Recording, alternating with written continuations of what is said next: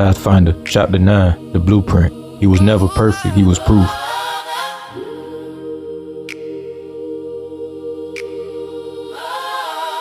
He had started noticing the lines long before he had words for them. A face here, a street there, a book at the right time, a pain that taught him something the easy road never could.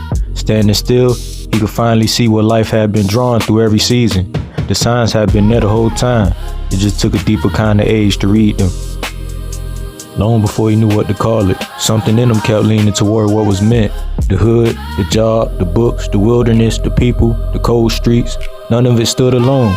Every season had been carrying him, even when he thought he was just trying to make it through.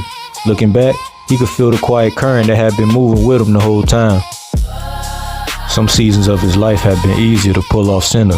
Influence, pressure, old habits, and younger confusion could sway him for a moment, but distance taught him what drifting really was. It was not the end of the path. It was a part of the learning how alignment feels when it returns. He did not study those years with shame.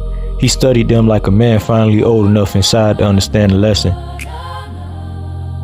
The longer he walked with his life open, the more he could see how every face, every place had carried a piece of the design. Some brought warmth, some brought pressure, some brought lessons that hurt on the way through, but none of it had been wasted. Every person, every corner, every room, every road had left something in him that belonged to the blueprint of his becoming. Life had been arranging more than he knew. The delays, the messages, the closed doors, the chance meetings, the arguments, and the sudden separations did not feel random anymore. Looking back, even the turns that confused him had been connected, like quiet constellations drawing meaning across the dark. Before he had a language for destiny, life had already been teaching it to him. He was no longer just moving through life and calling that living. Now he was watching, choosing, adjusting, and building with intention. The same city that once shaped him without permission now seemed to answer the way he walked through it. Step by step, he was learning that awareness did more than change how he saw life, it changed how he participated in it. Some signals don't announce themselves loud. They move through ordinary streets wearing ordinary faces, waiting on a few who know how to look deeper than the surface. Folks passed him every day without seeing the current he carried, but the future was already glowing quiet inside him. Most folks kept their eyes on what was breaking, screens flashing, headlines spinning, fear moving quicker than thought. He saw the damage too, but he would not let ruin be the only vision he carried. Beneath the noise, he could already feel the outline of what might be healed. Gardens, clean water, learning rooms, protected children, and futures rebuilt by people willing to become the answer.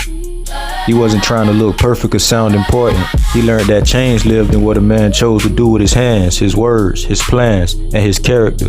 The solution wasn't a speech, it was a way of living, showing up, staying true, and building what most said couldn't be built. That was how he chose to be the solution.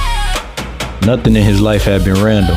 The pain, the love, the warning signs, the setbacks, the loyalty, and the lessons had all drawn a pattern through him. Now the blueprint was no longer something he searched for outside himself. It moved in his steps, lived in his choices, and glowed through the man he had become.